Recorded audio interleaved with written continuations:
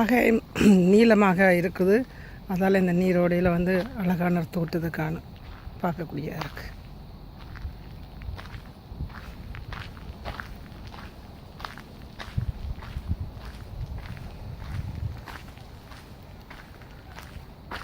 இந்த இடங்களை நாங்கள் வரைக்க எங்களோட மனசு அதிகமாக நேர்மறை எண்ணங்களால் நிறைஞ்சு போகக்கூடிய ஒரு ஃபீலிங்கை நான் அனுபவித்து கொண்டிருக்கேன்.